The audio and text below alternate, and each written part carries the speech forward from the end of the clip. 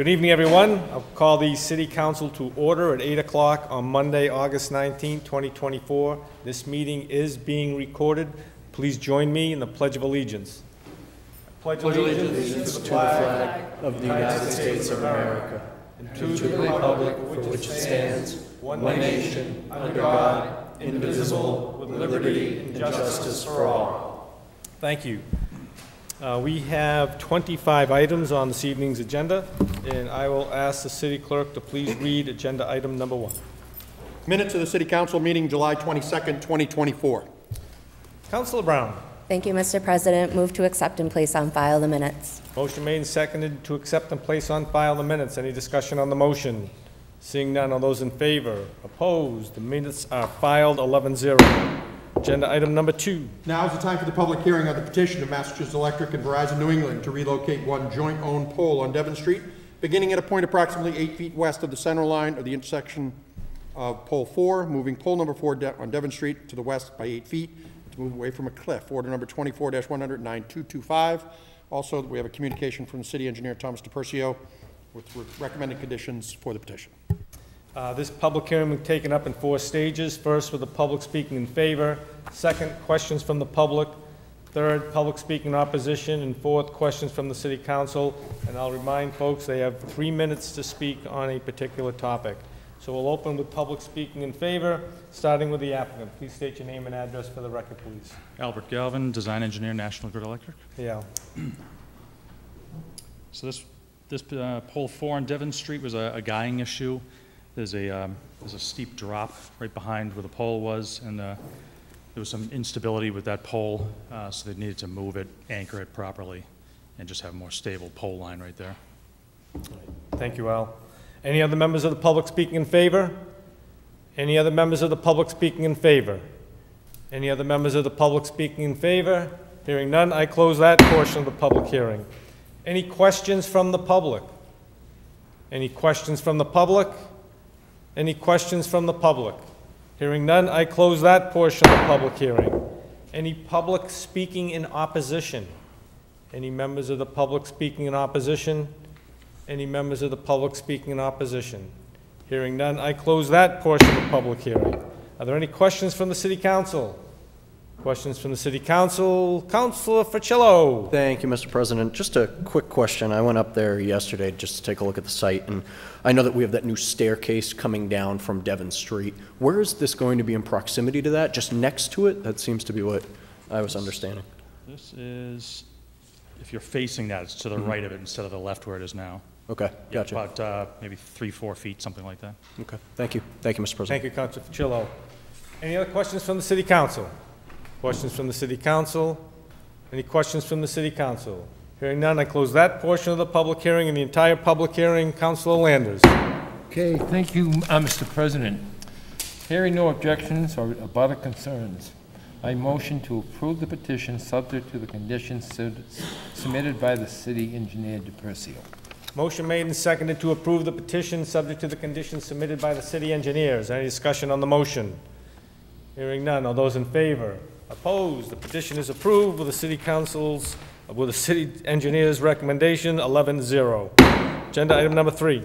Now it's time for the public hearing on the petition of Mass Electric to install underground facilities and cable from pole 24 to handhold 1 across the street on Lakeshore Drive. Order number 24-100-9226. Again, this public hearing was taken up in the same 4 stages. Public speaking in favor, questions from the public speaking in opposition, and then finally questions from the city councilors. I'll remind folks that they'll have 3 minutes to state their case. We'll start with the first portion of the public hearing with the public speaking in favor, starting with the applicant. Please state your name and address for the record, please. Albert Galvin, design engineer, National Grid Electric. Thanks, Al. So this is a new home at 253 Lakeshore, and the customer wanted to go underground so as to not have overhead lines or a pole in the property. So they're paying to trench across the street to the existing pole line, and they're going to install a hand hole in their property instead. Thanks, Al. Any other members of the public speaking in favor? Any other members of the public speaking in favor? Any other members of the public speaking in favor? Hearing none, I close that portion of the public hearing. Questions from the public? Any questions from the public? Any questions from the public?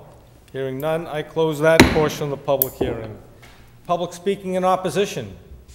Any members of the public speaking in opposition? Members of the public speaking in opposition? Hearing none, I close that portion of the public hearing. Questions from the city councilors? Councilor Ficillo. Thank you, Mr. President. I guess I was driving around too much this weekend, but just one follow-up question. I noticed that there's an existing patch going from the home to that pole, so is this a secondary cable? Kind of, what is it that's going on? I know that we did something already, so just Already? Yeah. Yeah, I haven't been out there myself, but that was probably, is it across the road already? Yeah, going right across the road. It seems like maybe a year ago or so, it looks like we might have dug up the exact same path that it seems like Yeah, this it is. could be maybe a gas line, something Sure. along those lines. Okay. It's probably something along those lines, yeah. All good? This would be for installing as secondary cables for us, of course. All right. And they Thank you. generally, if there is something that was there or is there, they'll try to use that. Sounds good. Thank you so much. Thank you, Mr. President. Thank you, Councilor Ficillo. Any other questions from the city councilors? Questions from the city councilors? Any questions from the city councilors? Hearing none, I close that portion of the public hearing and the entire public hearing. Councilor Landers. Again, thank you, Mr. President. By the way, Council, we don't get mileage. Hearing no objection from the abutters, I motion to approve the petition subject to the conditions submitted by the city engineer DePercio. Motion made and seconded to approve the petition subject to the conditions by the city engineer. Any discussion on the motion? Seeing none, all those in favor? Opposed? It is approved, 11-0. Agenda item number 4. Now is the time for the public hearing on the petition of Massachusetts Electric and Verizon New England to install one joint-owned pole at 215 Cimarano Drive, beginning at a point approximately 378 feet south of the center line of the intersection of Forest Street, to install 45 feet of C1.2 midspan between poles 20 and 21, install a feeder monitor on the midspan, order number 24-100-9227, and in addition, we have comments from City Engineer DePercio regarding recommended conditions for this petition. Thank you, Steve. Again, this public hearing will be taken up the same 4 stages. Public speaking in favor, questions from the public speaking in opposition, and then questions from the city council. And I'll remind members of people participating, they have 3 minutes to comment. With that, we'll start with the first part of the public hearing. Public speaking in favor, starting with the applicant. Please state your name and address for the record, please. Albert Galvin, Design Engineer, National Grid Electric. So this is to install a feeder monitor near the end of this particular feeder line due to possible voltage fluctuations in the area, things of that nature. So they want to get readings in that and see what's going on out there with the equipment. In doing that, they need a clean pole, a kind of straight line to get the best reading. And in this case, the poles that are out there are either on a slight angle or there's equipment already on them. So they're installing this intermediate pole to make it easier, and it's going to be off the sidewalk, right in line with the ones that are there. So it's not impeding on any property or anything like that. Thank you, Al. Any other members of the public speaking in favor? Any other members of the public speaking in favor? Any other members of the public speaking in favor? Hearing none, I close that portion of the public hearing. Questions from the public? Any questions from the public? Any questions from the public? Any questions from the public? Hearing none, I close that portion of the public hearing. Public speaking in opposition? Any members of the public speaking in opposition? Members of the public speaking in opposition? Hearing none, I close that portion of the public hearing. Questions from the city councilors? Questions from the city councilors? Any questions from the city councilors? Hearing none, I close that portion of the public hearing and the entire public hearing. Councilor Landers. Again, thank you, Mr. President. Hearing no objections from the abutters, I motion to approve the petition subject to the conditions submitted by the city engineer DePercio. Motion made and seconded to approve the petition subject to the conditions identified by the city engineer. Any discussion on the motion? Seeing none, are those in favor? Opposed? The petition is approved, 11-0. Al, thank you very much. Thank you. Hope the traffic's better on the way home. Okay, agenda item number 5. Now is the time for the public hearing on the application for special permit from Attorney Pamela Brown on behalf of Ambidextrous Ventures LLC for a proposed new pickleball facility with 6 indoor courts, a small practice court, pro shop, and restroom facilities, along with an outdoor court, picnic area, and 76 parking spaces to be constructed at 119 Airport Boulevard, Unit 11. Order number 24-100, 9228. You want to pull up the presentation? Okay, this public hearing, again, will be taken up in 4 stages. First, with the public speaking in favor. Second, questions from the public. Third, public speaking in opposition. And finally, questions from the city council. I remind folks, if they want to speak, they'll have 3 minutes to present their case. So we'll start with the public speaking in favor, starting with the applicant.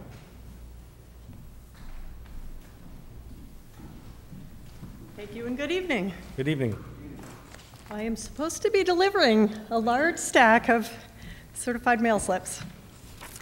So I'm really excited to be here tonight. Just name and address for the record. Pamela Brown. I'm with Brown & Brown Attorneys. I'm also a planner. Here on behalf of Elaine Chin and her husband Steve Suarez, who are the owners of Ambidextrous Ventures. Very excited to be here with what I hope you'll all find to be a really exciting new venture on Airport Boulevard, all the way to the end, but this is a visual of the proposed development. Who's in control of slides?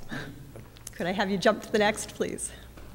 So just by way of orientation, Airport Boulevard, all the way to the end, the last lot on the right at the end of the cul-de-sac is where we are proposing, next slide, please. And this is a 19,500 square foot pickleball facility. Just again, by introduction, Ambidextrous Ventures is the property owner and the applicant. The architect is Gannick Architects. Cornerstone Engineering, I think you probably all know Vito, has prepared the civil design plans. And again, I am a planner and attorney, land use attorney. Next slide, please. So the site is just about 2 acres. We're proposing a new 19,950 square foot building with 6 indoor pickleball courts, a smaller practice court called the Dink Court, and then amenities, a pro shop, an office, some storage, and so forth, a little viewing area. I have a site plan coming up. We are proposing 1 outdoor pickleball court. It would not be lighted. Neighbors are fairly distant, but not lighted, and it wouldn't be used in the evenings. And then restrooms, locker rooms, a viewing area. 76 parking spaces we believe is more than sufficient to handle the 6 or 7 courts. In the event we have bigger events down the road, you know, tournaments, that kind of thing, they're more likely to be on a weekend. If for some reason we exceeded that capacity, we would work with neighbors to utilize other parking in the area, being conscious of the fire department's interest in making sure there's emergency access to the facility. Private recreation is a use allowed by special permit of the council, which is why we are here. Next slide, please. This is the site plan. It's the engineering plan, a little bit busy, but essentially the cul-de-sac up on the left, parking area, main entrance off the middle of the building there. The outdoor court is to the rear, along with some stormwater management, a detention basin, and actually draining into an existing drainage system for the subdivision. We do have some off-site wetlands, and we'll be visiting the Conservation Commission. It's all buffer zone. We're complying with the regulations, but we do need to visit the Conservation Commission with the notice of intent, which will be filed this week. A couple things that came up during the site plan review process with the meeting of the Site Plan Review Committee were just the location of a propane tank, and setbacks. We've confirmed that. It's an underground propane tank. The fire hydrant, which is located just internal to the site to make sure it's within the appropriate distance of the building, within 100 feet. And then all of the roof and parking stormwater flows will flow into the drainage system. Next slide, please. So this is the inside of the building. 6 courts, as I mentioned, with the smaller practice court in the center, the locker room, restrooms at the bottom of the page, with the pro shop and the entrance at the top of the page. Next slide, please. And this is a vision of the outdoor court. It would be fenced in with a small picnic area adjacent, but again, just one court that would not be utilized at night. Next slide. I think is it. So happy to answer any of your questions. Thank you, Attorney Brown. Any other members of the public speaking in favor? Any other members of the public speaking in favor? Any other members of the public speaking in favor? Hearing none, I close that portion of the public hearing. Questions from the public? Any questions from the public? I'll ask you to come over to this microphone. Please state your name and address. My name is Ed Barry. My address is 116 Broadmeadow Street, which is the Willows Townhouse Complex. We abut the property, the Airport Boulevard property, and after myself and some of the residents have reviewed the information, we have concerns regarding the outdoor court. There has not been enough information provided to us related to lighting, hours of operation, and the noise level. The lighting, I'm told there is no exterior lighting. It will not be used at night, if that's correct. Question is hours of operation. Is it going to be open at 6 a.m. in the morning? We don't know what the hours of operation might be.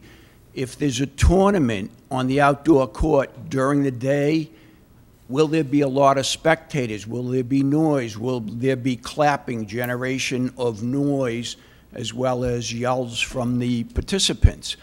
We also have found that pickleball generates a very high decibel level and a constant noise level with outdoor courts.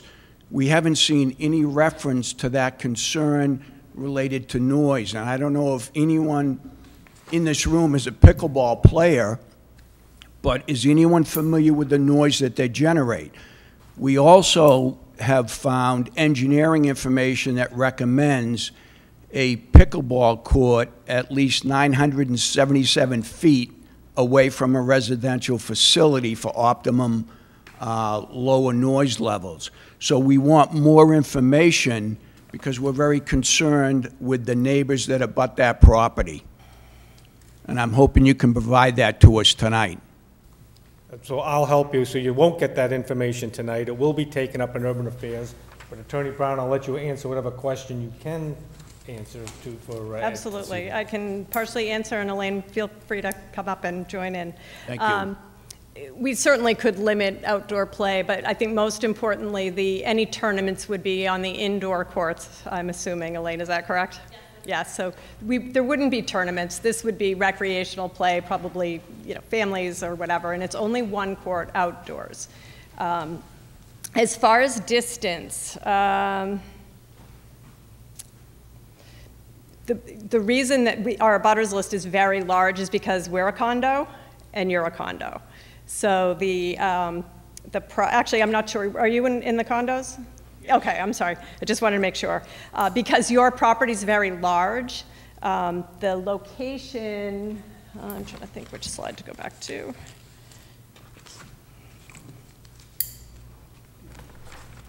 See if I can find one of the. Yes, that helps. So if I can come here. So most of the homes are... Thank you. So you see that most of the homes in your condominium is clustered over here. This...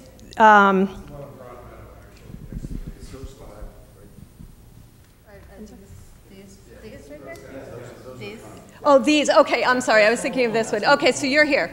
So the location of the outdoor pickleball court is approximately here.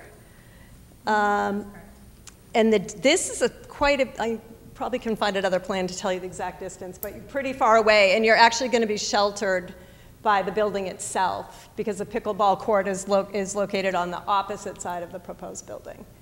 Which is why I was worried about these people, but this is actually still probably close to 1,000 feet away. And in your direction, I need to double check, but the building would be located in here with the outdoor pickleball court up in this other corner. So I think We're going to do a pretty good job of buffering any noise that you would hear just by the building itself, if not the landscaping and other items. And can we confirm the distance? Excuse me, sir, Ed, you need to use the microphone. I'm sorry. Can we confirm that distance from the corner of the property of the Willows to the outdoor corner of the outdoor court? Yeah. So I'll answer quickly, but I'll let that be taken up in urban affairs, but it looks like it's about 600 to 700 feet from your property. That's about what I was going to say. And to answer Thank your you. question about hours, and to answer your question about hours of operation, since the court will be fenced in, it's possible to lock that area so that we can control when that court will be used. Also, as Pam said, that there will not be any tournaments run out there, so I wouldn't expect that there be any spectators or cheering to happen out there.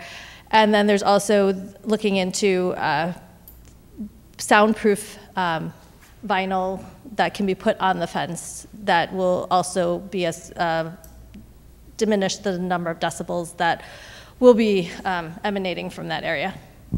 Is that going to take place as part of the project, the soundproofing, Yes. or is that?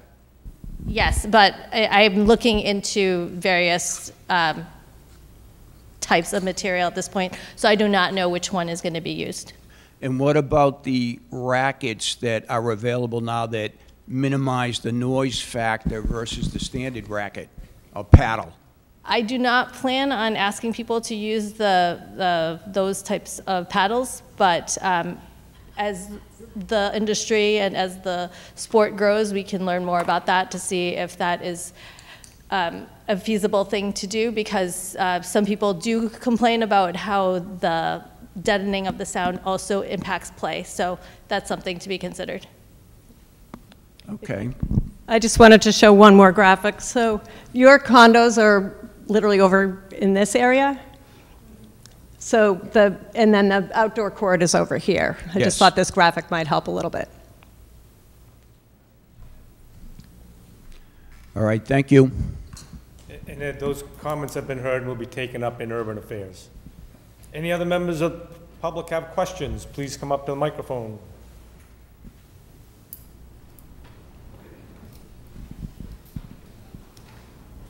State your name and address, please. Hi, my name is Kim Deans, and I'm at 120 Broadmeadow, Unit H, which is the closest to this new structure.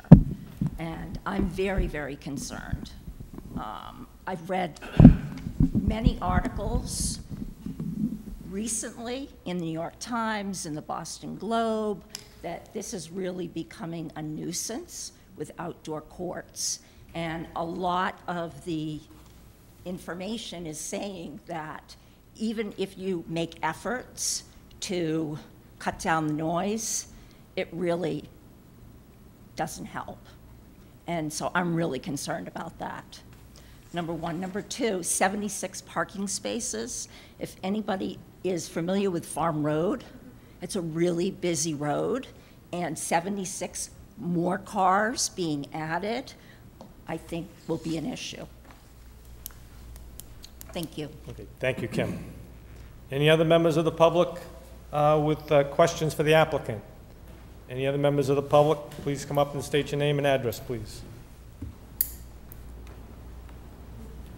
Hi, my name is Bob Grant, and I live in the unit right next to Kim, so I'm the second closest, I guess. A question I had is, I've seen the site plan. Is there a physical, I'm not saying it would happen or not, but is there a physical ability to add additional outdoor courts in the future, or additional indoor courts with a second story? No. I'm not asking if it's contemplated, but is it physically possible? No, it is not. There's not enough room because we have to be our distance to the wetlands, so that's the only area. And then we also are limited by paved area, which is just under the limit right now. And no, we would not have anything indoors because we need a very high clearance and ceiling height in order for play to actually properly occur inside. So no, we would not add anything as a second story. Okay. And is it open to the public, or is it by membership only, or how does the occupancy work for that? That has yet to be determined, but there's probably will be membership as well as guests that are allowed to frequent. So the business model hasn't been fully determined yet. Okay. And my other question really probably more relates to the city, but I think some of the residents of the Gulbenkian area are actually even a little closer distance-wise than we are, than, you know, the closest to that facility. And I didn't see them on the abutters list. And I'm just curious if it's, well, kind of, don't they get a voice? Or is there a reason why they're not on the abutters list? None of the streets that encompass those residents were listed as abutters. Is it 300 feet? It's the property owner. The Gulbenkians were, Yeah, so it's two of them. It's the property owner that gets, Property owners. that gets the So notification. any issues, if their residents had, would have to come in through the owner? Well, you're allowed to speak here, but you're talking about as far as getting notified? Pardon me? Are you talking about getting notified? Well, both notified, and if any of those residents had issues, how do they voice their opinion? They weren't listed in the abutters information. They didn't get the packet that presumably the owners did. Yeah, so I'm that- just curious how they weigh in with their concerns, because they're even closer than we are. You've got 11 counselors listening right now, which is... Well, I'm not a resident there, but I just was curious because I looked at... So again, the butters list goes out to the property owner. Yeah, So okay. since the tenants at Gulbenkians don't own it, Mr. Gulbenkian, I assume, got the notice. Right. All right, so you'd I have, assume they do, and, if he didn't notify his tenants, yeah, I don't know how to answer Right. that. okay. But, Okay, thank you. right, thank you, Bob. Any other questions from the public? Any other questions from the public? Any other questions from the public? Hearing none, I close that portion of the public hearing. Public speaking in opposition. You can get up and speak again if you're not in favor of it. Public speaking in opposition. Any members of the public speaking in opposition? Kim? I just want to go on the record to say that I am opposed to this. Okay. And I have a lot of material here if anybody's interested, but I've done a lot of research on this. And I'm, again, the closest, 120H, I am the closest abutter to this piece of property. Thank you. Thank you, Kim. And just for the record, the GIS map, if it's correct, Kim's about 400 feet away from the property line. Any other members of the public speaking in opposition? Come on up, Bob. Yes, again, Bob Grant, 120G. I think that it's zoned currently for light industrial.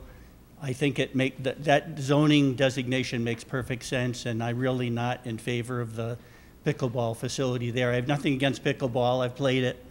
I just don't think it's the right spot for that particular facility.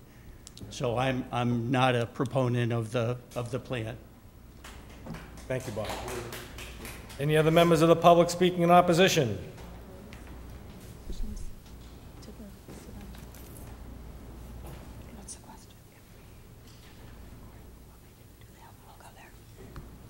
Good evening. I'm Elaine Thompson. I live at 118 Broad Meadow Street, The Willows. In addition to my concern about the noise, particularly from the outdoor court, I'm concerned about the impact this will have on our property values. So I'm definitely against the proposal. Okay, thank you, Elaine. Any other members of the public speaking in opposition?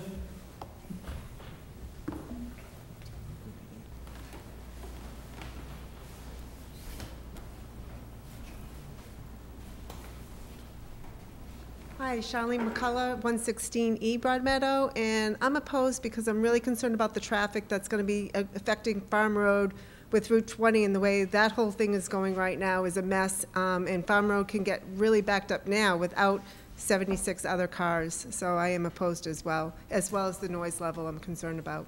Thanks, Charlene. Thank you. Thank you. Any other members of the public speaking in opposition?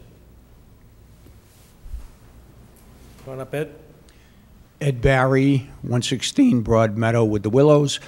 I am opposed to the outdoor court based on the fact that it sounds like the 400-foot zone from one of our residents to the corner of the outdoor court is less than ideal, and an engineer has recommended almost 1,000 feet. So I am opposed on the outdoor court. Thank you, Ed. Thank you. Any other members of the public speaking in opposition? Mahesh Nanjundappa, 124A. Like Ed, I'm also opposed to the outdoor court.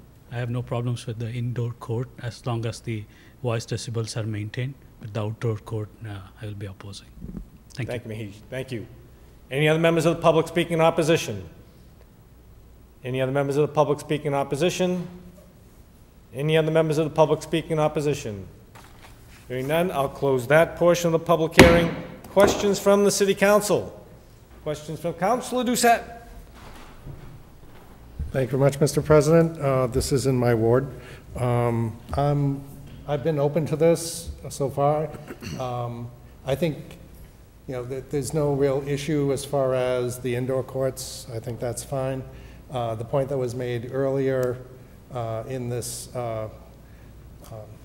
meeting is that the outdoor court probably has a bigger impact on the Gulbenkian side than the condo side, just because the building does block a lot as far as sound goes,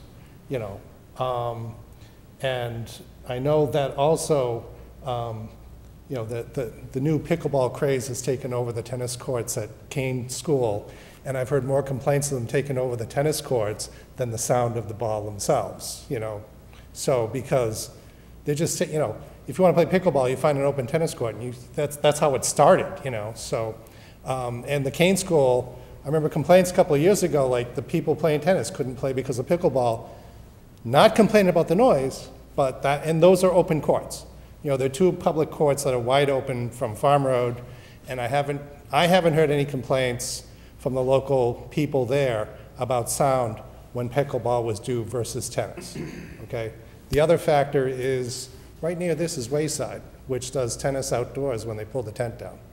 So, there is other racket sound being done within the area that is already existing. So I'm still open to this. I want to see what happens through the council chamber, through the urban affairs. But, I think that, this is a new sport that I think, would be good for the community to foster. You got 72 parking spaces.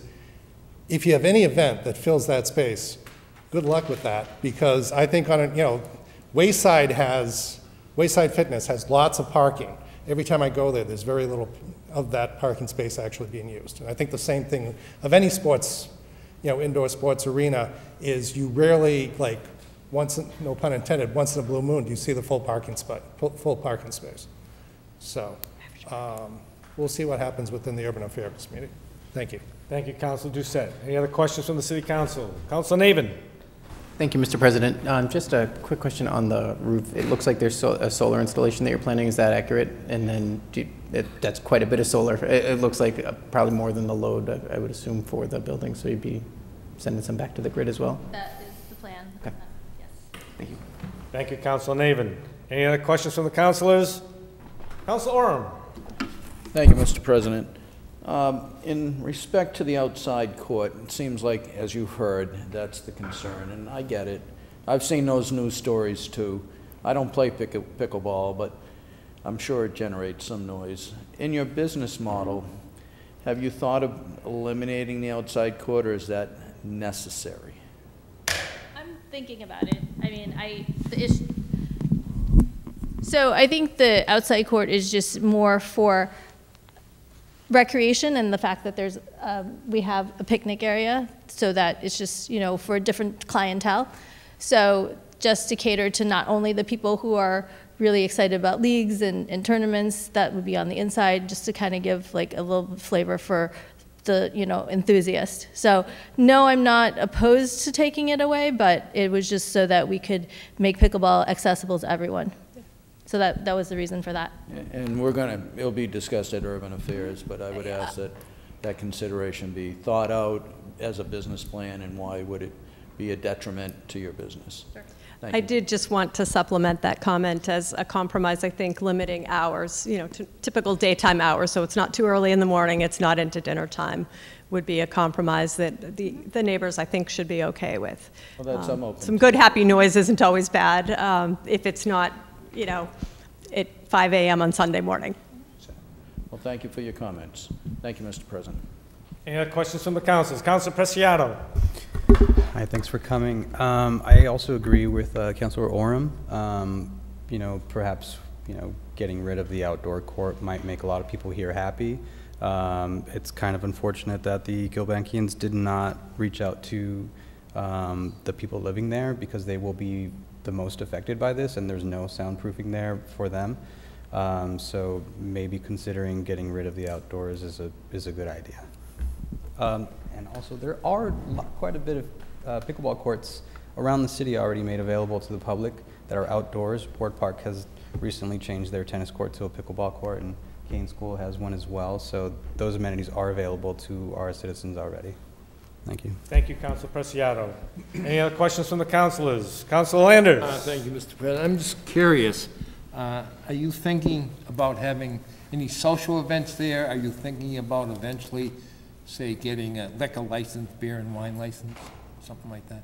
You know, that might be more cars to be there, but 76 parking lots, parking places, that's not bad. So is that part of your plan, you think? That a liquor license is in consideration. Obviously, we haven't applied yet. But I did want to comment that, you know, on a typical day, we're probably looking at 20 to 30 cars in the parking lot. The 76, 72 is really for those bigger events. If you had all the courts full and had, you know, a full turnover group coming in at the same time, and everybody was driving their own car, that's really what it would take. And, you know, especially for tournaments, people are more likely to carpool.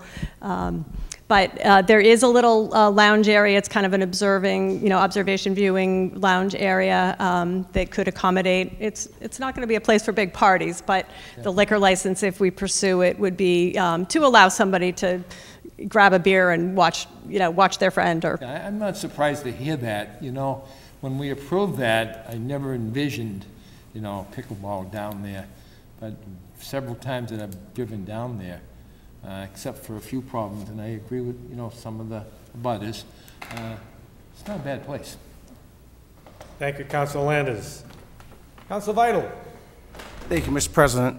Right next door is Wayside Inn, and Wayside Inn partners Sports with the local high schools for swimming, so that the swimming teams can practice at the Wayside.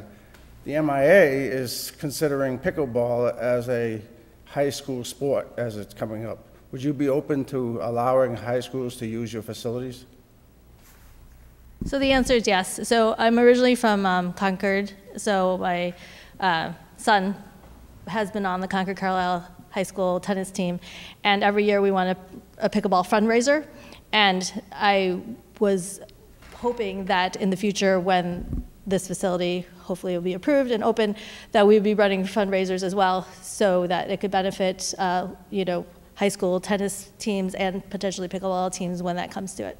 But yes, MIAs, it would be great if they you know, decide to sponsor that as a sport for high schoolers to compete in. Thank you. Thank you, Councilor Vital. Any other questions for the council? Councilor Landers. One other comment, I just want to get it out. We could probably do it in Councilor Katie's meeting. You know, that couldn't be the quietest place at 7 in the morning and 4 in the afternoon when all these landscaping trucks are going out to their jobs and coming back. And I don't think I want to question the abutters now, but we can talk about that in the meeting, Mr. President. You know, so I know when we approve that as a landscaping and contractor's yard, you know, there would be certain amount of, starting up the lawnmowers, getting them on the trailers, the front end loader hanging, stuff like that. So, that's not a quiet place. Airport Boulevard is not the quietest street in Marlborough. Thank you. Thank you, Councilor Landers. Any other questions from the city councilors? Councilor Roby. Thank you. So I was also going to ask about the liquor permit because I notice you have a lounge, but it doesn't really specify whether the lounge has refrigeration, sinks, facilities to have food in them. And if it does, I guess the plan might, what you showed, site plan, might have that detail. Is it just going to be seating and no other ability for any kind of food? So we are planning to sell, bars, energy drinks, things like that. We are not planning to have any hot food or anything that would be prepared there. So there would probably be some refrigerator or, there'd be hydration stations. But in terms of, providing food, people could bring in food if they had it for their events, or they could bring in something if they were coming there to, either have an event or if they needed snacks while they were playing, that'd be fine. But no, we don't plan on preparing any food for them. Okay, because I personally would have recommended that we not allow alcohol on this particular property. It will be a discussion that I personally have, but we'll see what happens by the committee itself. Regarding the outdoor part, we can talk about that also, but we haven't really talked about the picnic area, which seems to be associated with it. You're close to wetlands, you're close to woods, you're close to wild animals. Who will police the area? I don't see any trash cans in the picture. My concern is that it will now bring in animals looking to dig into that trash. I think the management would make sure that the area was picked up. I think we've only got just one picnic table. I think the idea is not so much that people are going to bring their picnic lunch or dinner, but that it's somewhere somebody can go outside with their Gatorade after playing and just sit, or if kids, parents bring kids to play on an outdoor court, they could sit at the picnic table and chat. The idea wasn't really to have grills or, any formal picnic area, just really more of a picnic table kind of seating area. Okay. And did you do any kind of a traffic study, or do you plan on doing one? We didn't believe one was necessary. The volume would be quite low compared to the surrounding streets. Okay. Well, you're certainly more traffic than the typical businesses in that development. There are a few trucks in and out. This is going to be multiple cars all day long. So we can talk about it at Urban Affairs. Thank you. Thank you, Councilor Roby. Any other questions from the council? Councilor Doucette. Thank you very much, Mr. President. I constantly bring in analogies between this and Wayside Fitness, which is the fitness center on Broad Meadow. The traffic goes in and out throughout the day. Unlike other businesses, sports, any type of health clubs, people come in and out randomly throughout the day. So there's no surges, there's no ebbs and flows. It's just random traffic back and forth. Broad Meadow has a big sports facility, much bigger than this, right off of Broad Meadow, and no one's complaining about the traffic that facility actually brings onto Farm Road. And I think there's going to be a similar analogy to this. So it's a sports facility. It's not, if there is a tournament on a Saturday, that may bring traffic, good for you guys, but the businesses on that street aren't going to be open anyway. So I think that there's some playoff here. So anyway, thank you. Thank you, Councilor Doucette. Any other questions from the councilors? Questions from the councilors? Any questions from the councilors? Hearing none, I close that portion of the public hearing and the entire public hearing, and this is in Urban Affairs. Thank you, Attorney Brown.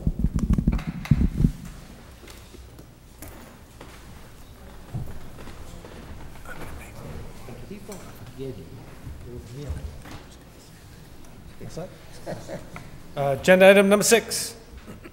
Now's the time for the public hearing on the proposed zoning ordinance amendment to Chapter 650 zoning to add a new section, the multifamily MBTA housing overlay district, relative to multifamily zoning requirements for MBTA communities. Order number 2324-100, 8909B.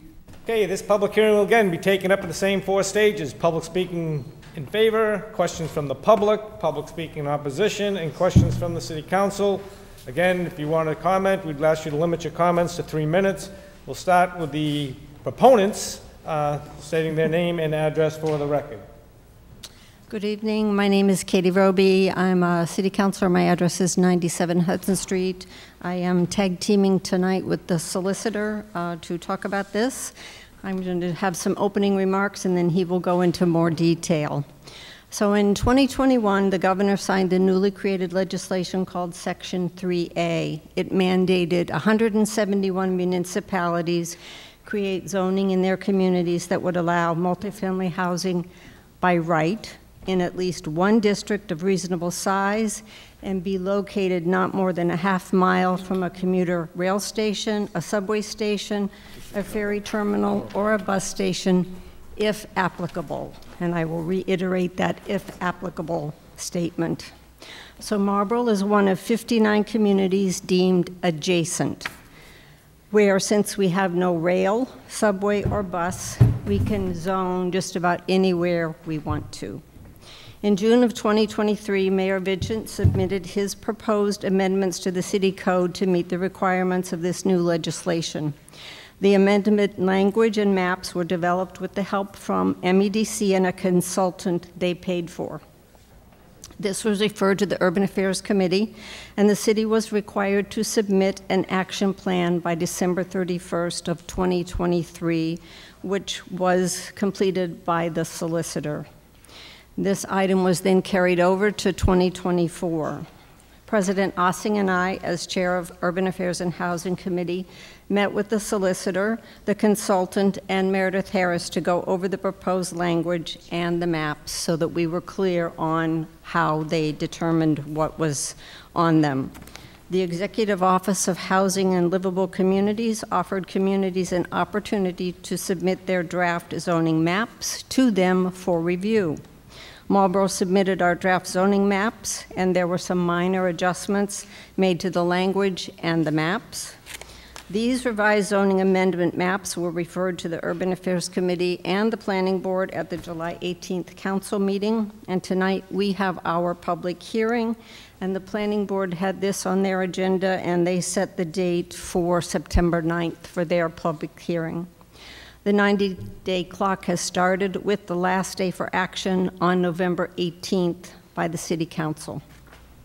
This timeline, I feel, does give us time for discussion in Urban Affairs, and I'm confident we can get this approved by the December 31st, 2024 deadline that has been imposed on all commuter rail and adjacent communities. The rapid translate deadline was December 31st of last year, and adjacent small towns have until next year. I will now turn it over to the solicitor to go through the PowerPoint. Welcome, solicitor. Name and address for the record, please. Good evening, everybody. Jason Grossfield, City Solicitor, City Hall. Thank you, Councilor Roby. Tonight we're going to walk through on the public hearing the zoning amendment that you have before you. Is an overlay district. And as you see on the slide before you, and as Councilor Roby referenced, Section 3A is the state law which requires so-called MBTA communities, which we are one of them, to create zoning district of a reasonable size that's going to allow multifamily housing by right. Site plan review is okay. And there are a number of size and location requirements, and the key points are before you on the slide. There's a minimum 50-acre siting. The big point that we have to meet here is that we have to zone for the ability to construct 1,755 units. That's a calculation that is made by state law. So it has really been a collaborative effort to get to this point, to get the draft amendment that you have before you tonight. And we've had, as Councilor Roby mentioned, positive feedback in terms of what the proposed district is. If you could flip the slide, thank you, City Clerk. What you have before you is called the Multifamily MBTA Housing Overlay District. It has 3 sub-districts: Royal Crest, Briarwood, Lincoln Mechanic, and Cimarano. And in each of the sub-districts, the uses allowed are the same, and you have multifamily housing allowed by right, subject to site plan review. And there you see that's fine, Steve. There you see the map of the different areas, and the 3 sub-districts are highlighted there. Site plan review is allowed for multifamily here, but under the state requirements, you cannot impose any unreasonable conditions or requirements or undue delay on these multifamily housing projects. And of course, the intent and purpose of the whole state regulatory scheme is to promote the construction of multifamily housing. The dimensional standards that will apply to all these sub-districts are the same. They're generally based off the Wayside zoning district. The only difference, and it's a major one, is the density caps that are on each sub-district. And obviously this is the way that the city is limiting how dense or the number of housing that can be built in any sub-district. And you'll see for Royal Crest and Briarwood, for Lincoln and Mechanic, it's 15 units per acre. For the Cimarano, it's 19 units per acre. And the purpose of that is because a lot of what goes into creating a zoning district that meets the state requirement is technical modeling that's done by our consultant, RKG Associates. And they need to take these dimensional standards, map it out, and put it into a complicated spreadsheet that produces a result that the state is going to say, okay, the city has adopted zoning that allows somebody to hypothetically construct this number of units that we need to hit. And then the last slide kind of brings home the point, right? Marlborough has to zone for 1,755 units. And if you do all the math and you run the modeling, the result is we have a compliant district, we believe. And so you see there in the breakdown, essentially it's over 112 acres when you add up the 3 sub-districts. It's zoned essentially 883 units maximum in the Royal Crest Briarwood, 78 units maximum Lincoln Mechanic, 818 units maximum in Cimarano. And that gets us the math that we would need to meet this regulatory requirement. And with that, happy to answer any questions. Thank you, Attorney Grossfield. Any other members of the public speaking in favor? Any other members of the public speaking in favor? Any other members of the public speaking in favor? Hearing none, I will close that portion of the public hearing. Questions from the public? Any questions from the public? Any questions from the public? Hearing none, I will close that portion of the public hearing. Public speaking in opposition? Any members of the public speaking in opposition? Members of the public speaking in opposition? Hearing none, I will close that portion of the public hearing. Questions from the City Council? Oh, look at this. I'll go right around the table. Councilor Vital. Thank you, Mr. President. The 1755, is that attributed to population? Yes. Could that go up if the population of Marlborough goes up? I don't believe so. We can confirm that in committee, but the formula is kind of set where we have to meet this benchmark now, so. Thank you. Mm-hmm. Sure. Thank you, Councilor Vital. Councilor Doucette. Thank you very much, Mr. President.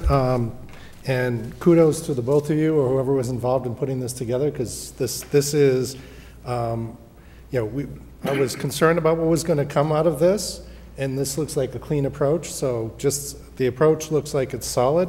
The only questions I have really is why weren't certain developments missing from this, such as, you know, the McGee farm, right? Why wasn't that included? Or why was the funeral home downtown not included? You know, what was, is it something like you had to hit the exact 779 units? Or is it something where was a threshold you had to get above? And, you know, would it make sense to kind of throw a couple of others to get it beyond, you know, within, you know, get some more buffer zone to be within that space? That's kind of the big questions I have. Thank you. So, go ahead. So one is size. You have to have more than 5 acres, so downtown doesn't work, right? McGee Farm could, but that isn't developed yet, so that we didn't have a good. I thought the city was strategic in picking locations that are either already developed, Royal Crest, Braidwood, or under construction, Cimarano, Green District, and Lincoln Mechanic Street. Now, those are actually boots on the ground, they're actually moving. Okay. So we strategically have done it so that the city will have met the intent to have zoned for the MBTA housing, but we won't have to build anything because we will have more units based on those 3 properties or 3 parcels than what's required. Okay, so that helps. So really, it's working within our existing stock, and that was the approach to guarantee existing stock to reach this criteria. Well, it was thought to be if we picked 50 acres of undeveloped land, that would be an additional 1,755 units on top of what's already being built at Lincoln Street, Cimarano, that you wouldn't, I mean, from my perspective, you wouldn't want. I think what the solicitor and the prior administration did with the consultant was strategically pick good locations that we will satisfy the intent. Right. We'll still have the housing inventory in the city. And focusing on existing stock. Correct. Okay. Thank you for the clarification. Thank you, Councilor Doucette. Councilor Orm. Thank you, Mr. President. Some of my questions have been answered, but a question I have is within the intent of this MBTA zoning, and that is, obviously, we're one town out. Do they have any intentions for public transportation in these areas that have been chosen to get us to a train station? Because we're not at a train station, and it's the MBTA kind of pushing the envelope, I would say. Are there any stipulations that require that we start, which I'm not against, but we start having public transportation at all the facilities noted here? Through the chair, so unfortunately there's not anything built into this legislation, but it's interesting because in communities that have those, modes of transit where they have a train station, you actually have a little bit less flexibility on where you site these districts. Marlborough not having it would work differently, but that was not part of the legislation package. Okay, thank you. Thank you. Thank you, Councilor Orm. Any other Councilor Fichello? Thank you, Mr. President. Just a quick question to follow up. I think you'd mentioned it, but the Executive Office of Housing and Livable Communities did review our plan, and we seem to be in good favor with them, good standing.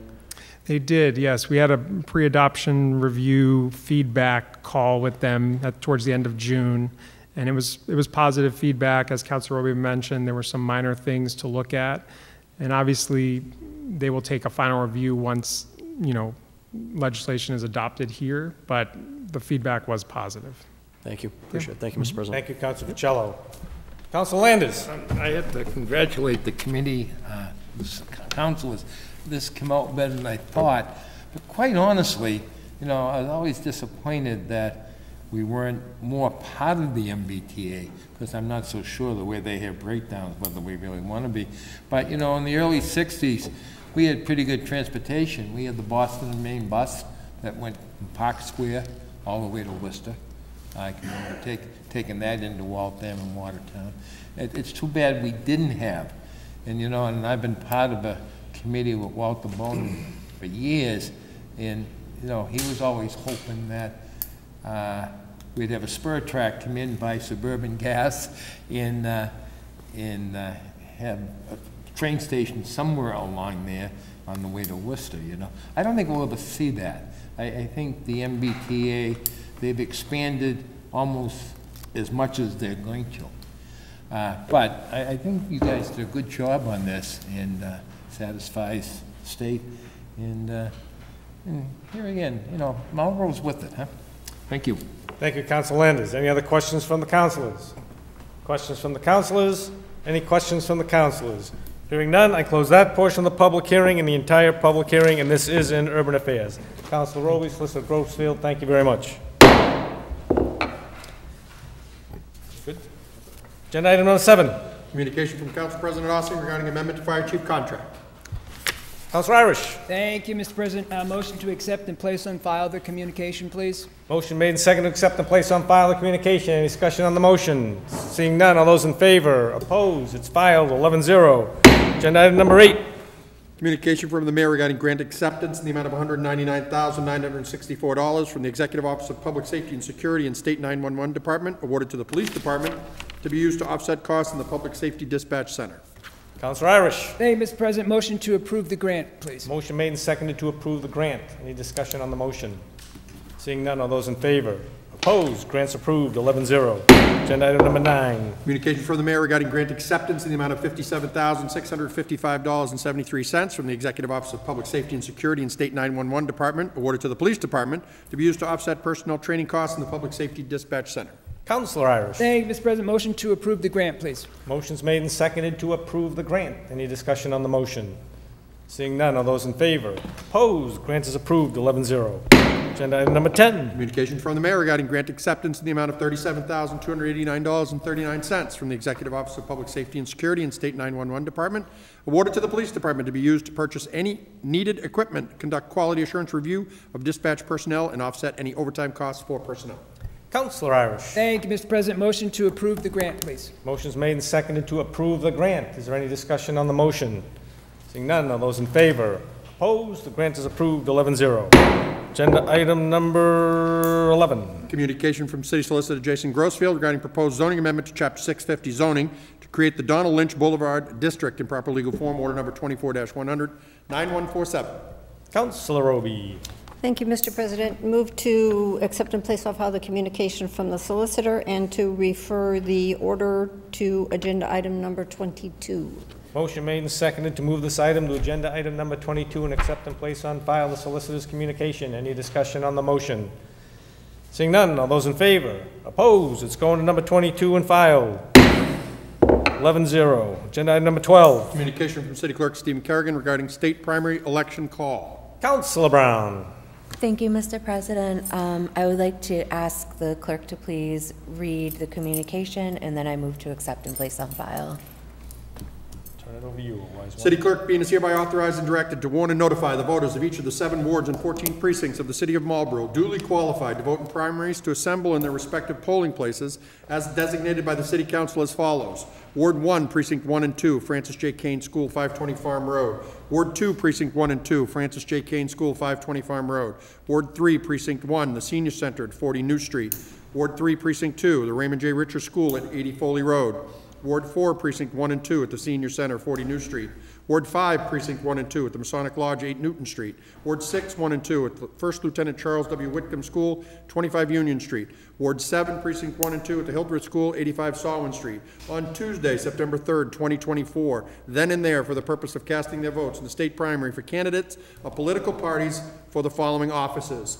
Senator in Congress for this Commonwealth, Representative in Congress for the 3rd District, Councilor for the 3rd District, Senator in the General Court for the Middlesex and Worcester District, Representative in General Court for the 4th Middlesex District, Representative in the General Court for the 13th Middlesex District, Clerk of Courts for Middlesex County, and the Register of Deeds for the Middlesex Southern District. It is further ordered that the polling places legally designated by the City Council be opened at 7 o'clock in the forenoon and be closed at 8 o'clock in the evening. The City Clerk being is hereby authorized to cause notice of this by publication of this order in a local newspaper and by posting a copy of the same in a conspicuous place in the office of the City Clerk. On the motion to accept and place on file, all those in favor? Opposed? It is filed, 11-0. Agenda item number 13. Communication from City Clerk Stephen Kerrigan regarding early voting hours for the state primary. Councilor Brown. Thank you, Mr. President. I would like to ask the clerk to please read the communication and then move to accept and place on file. Mr. Clerk. Honorable President Ossing and Councilors, as required by the Votes Act, Chapter 92, the Acts of 2022, we will be having in-person early voting for 1 week prior to the state primary, scheduled for Tuesday, September 3rd, 2024. For this election, the in-person early voting will begin on Saturday, August 24th, 2024, and conclude on Friday, August 30th, 2024. The in-person early voting will take place at City Hall, 140 Main Street, for the hours listed on the attached sheet. Residents have until Saturday, August 24th, 2024, to register to vote or change their party to be eligible to vote in this election. We encourage the residents of Marlborough to come out and exercise their right to vote. The hours for early voting will be as follows. Saturday, August 24th, from 9 a.m. to 5 p.m. Sunday, August 25th, from 9 a.m. to 3 p.m. Monday, August 26th, from 8:30 a.m. to 5 p.m. Tuesday, August 27th, from 8:30 a.m. to 5 p.m. Wednesday, August 28th, from 7 a.m. to 5 p.m. Thursday, August 29th, from 8:30 a.m. to 5 p.m., and Friday, August 30th, from 7 a.m. to 5 p.m. On the motion to accept and place on file. Excuse me, Mr. President. I believe on Monday it's Counselor, 7 it's my fault, o'clock, till 5 not p.m. 5. It's only till 5. It's a scrivener's error. It should be Okay, five. all right. Thank you. Yep. On the motion to accept and place on file the communication, any discussion on the motion? Seeing none. All those in favor? Opposed? The communication is filed 11-0. Agenda item 14. Communication from Dylan LaForce to the Planning Board regarding notification of resignation effective July 18th, 2024. Councilor Naven. Thank you, Mr. President. Move to accept and place on file and thank Mr. LaForce for his service to the Planning Board. Motion made and second to accept and place on file the communication. Thank Mr. LaForce for his participation. Any discussion on the motion? Seeing none, all those in favor? Opposed? The letter is accepted 11-0. 15. Application for modification of special permit from Garden Remedies, Inc. to amend condition number 8 relative to the hours of operation for the medical and adult use marijuana retail establishment located at 416 Boston Post Road East. Councilor Roby. Thank you, Mr. President. Move to refer this to Urban Affairs, set a public hearing for September 23rd, and to advertise. Motion made and second to refer this item to the Urban Affairs Committee. We'll set a public hearing for September 23rd, and we will advertise. Any discussion on the motion? Councilor Doucette. Thank you very much, Mr. President. This is something that I heard them asking about this before, so I just want to make it aware for the people, for public. Right now, their opening hours is less than what they're allowed, and they're asking for more. So I would at least see that if they want to increase their hours, they should increase the hours to the maximum they can currently do before they ask for more. So we've, when it came to gas stations or other people trying to do extensions, they're already like at the maximum they can open and they try to do more, or they got caught doing more and they got pulled back and looking for a special permit. That happened with the gas station. So I know there's some representation of Garden Remedies that are listening or here, and I think that I'm not necessarily comfortable expanding hours if they're not even at the maximum that they're at now. So I just want to put that out there. Thank you. Thank you, Councilor Doucette. Any other discussion? Hearing none. On the motion to send to Urban Affairs, set a public hearing for September 23rd and to advertise. All those in favor? Opposed? It carries 11-0. Agenda item 16. Communication from Central Mass Mosquito Control Project regarding personnel being in the community responding to residents' concerns about mosquitoes on various dates in August 2024. Councilor Orem. Thank you, Mr. President. I will make a motion to accept and place on file and not request that the clerk read this. I give him a little break here. But just to make note, we are in a very serious time for mosquito control, and our residents can call the Central Mass Mosquito, which will be posted on the clerk's site, and they can ask for individual spraying, and it's always on Wednesdays this month. So I'd make that note and just be very aware that we're in our worst time of the year right now for mosquito issues, and I can't wait for the first freeze. Thank you, Mr. President. I'll hold off on that first freeze for other reasons. On the motion to accept and place on file, any discussion on the motion? Seeing none, all those in favor? Opposed? It is filed 11-0. Agenda item 17. Communication from the Department of Public Utilities regarding petition of Boston Gas Company doing business as National Grid for approval of a midterm modification to its 2022 to 2024 three-year energy efficiency plan. Councilor Brown. Thank you, Mr. President. Move to accept and place on file the communication. Motion's made and second to accept and place on file the communication. Any discussion on the motion? Seeing none, all those in favor? Opposed? It's filed 11-0. Item 18. Communication from the Department of Public Utilities regarding petition of Massachusetts Electric and Nantucket Electric doing business as National Grid for approval of a midterm modification to its 2022-2024 three-year energy efficiency plan. Councilor Brown. Thank you, Mr. President. Move to accept and place on file the communication. Motion made and second to accept and place on file the communication. Any discussion on the motion? Seeing none, all those in favor? Opposed? It's filed 11-0. Agenda item 19. Communication from the Department of Public Utilities regarding filing by NSTAR Electric Company doing business as Eversource Energy for approval of its Eversource Community Solar Access Program in compliance with revisions to Model Solar Massachusetts Renewable Target Provisions, DPU 20-145-D. Councilor Brown. Thank you, Mr. President. Move to accept and place on file the communication. Motion made and second to accept and place on file the communication. Any discussion on the motion? Seeing none, all those in favor? Opposed? It's filed 11-0. Agenda item number 20. Minutes of boards, commissions, and committees. Councilor Doucette.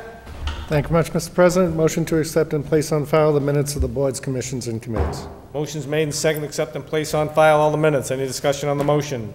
Seeing none, all those in favor? Opposed? Minutes are filed, 11-0. Agenda 21. Claims. Councilor Brown. Thank you, Mr. President. Move to send the claims to legal department. Motion's made and seconded, send the claims to the legal department. Any discussion on the motion?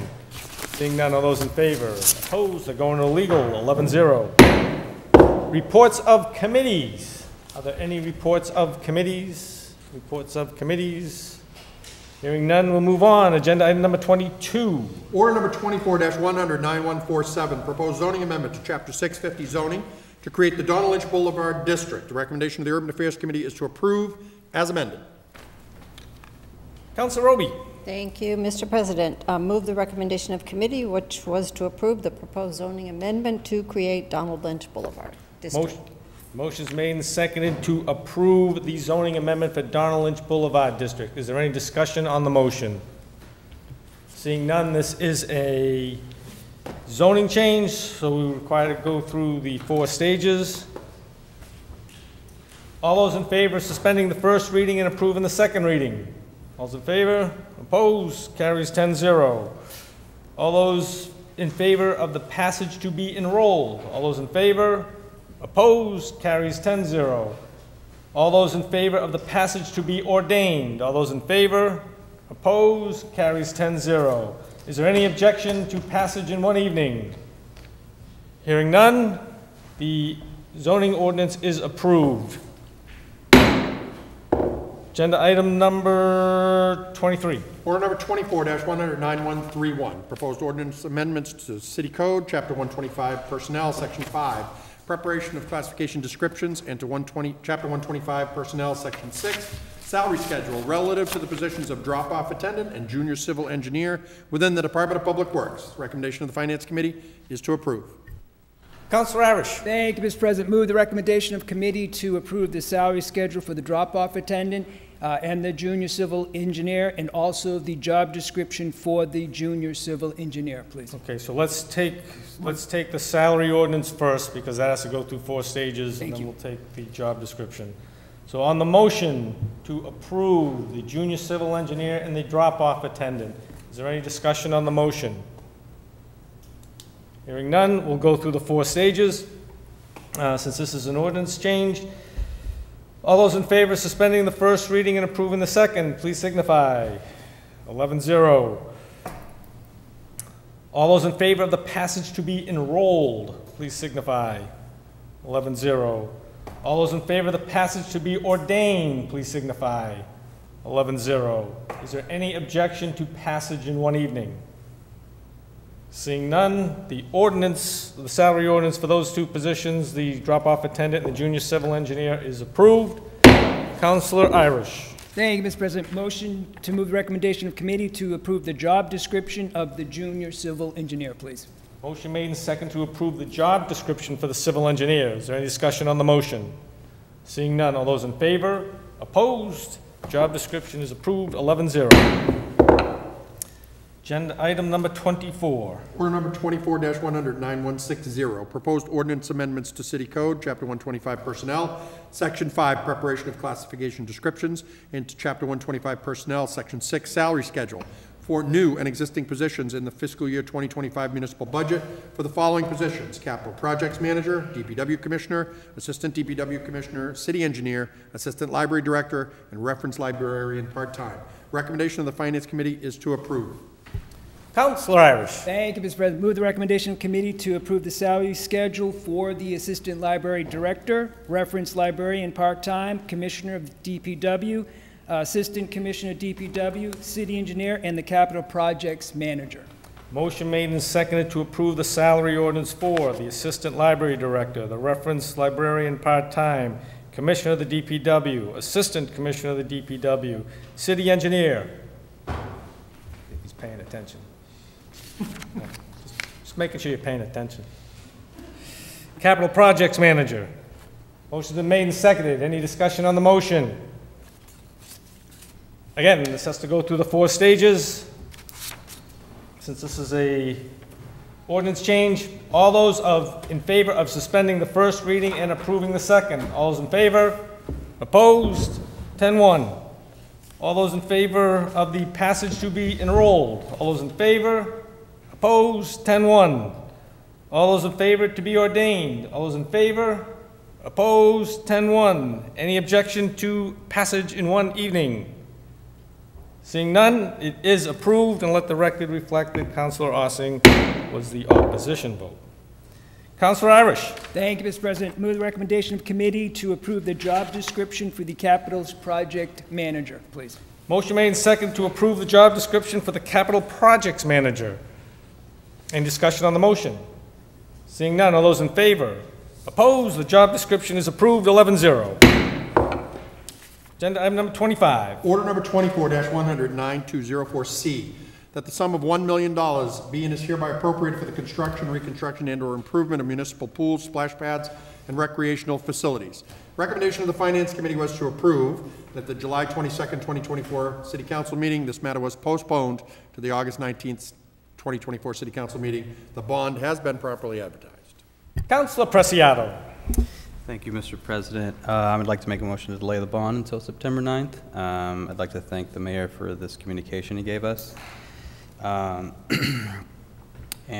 I'd also like to thank him for his efforts to make this information available. I did receive a lot of overwhelming amount of inquiries from the public and my constituents regarding the changes to the pool and splash pad.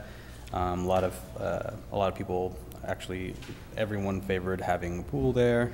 So this change was kind of a surprise to a lot of people. But again, I'd like to thank the mayor for taking the time to provide this information for us. And it's important to have communication between all of us, between the council, between the mayor, between our constituents, and I really commend him for making that effort.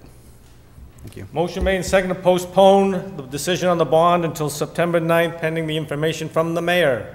Any discussion on the motion? Seeing none, all those in favor? Opposed? The item is postponed to our September 9th meeting, and the mayor will be providing us with information. 11-0. Councilor Navin. Thank you, Mr. President. Motion to adjourn. Motion made and seconded to adjourn. All those in favor? Opposed? We are adjourned at 9:17. Thank you.